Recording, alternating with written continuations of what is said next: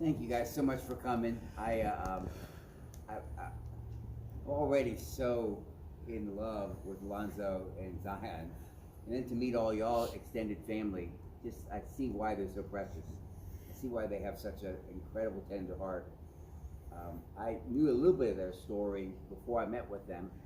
I got to know, obviously I've known Zion for a long time, but Zion was telling me how Alonzo went to her dad and said, stepdad, and said, what do I need to do to get the blessing to marry Zion? Which, by the way, I gotta say this. Vino e Maia, if you say it just right, it sounds real Italian. I mean, think about this, Papa Vino and Mama Maia.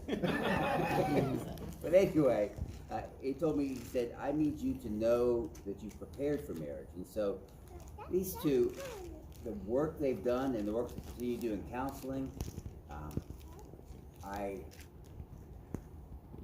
don't mean to embarrass anybody, but I'm a real transparent person. So when I talked about them, I said, you know, Seth is only for inside marriage.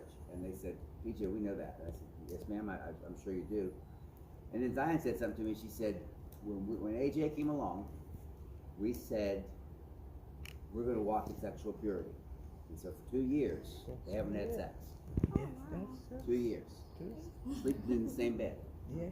I told Alonzo, I said, you're more of a man than me. And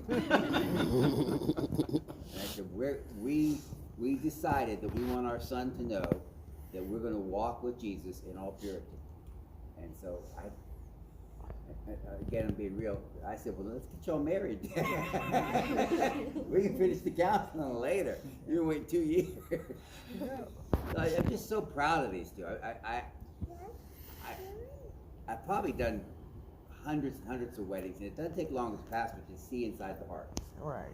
And these are two people that have purity, they have character. Can we get Brian some teenage, please? Sorry, Brian, I'm just getting started. There we go.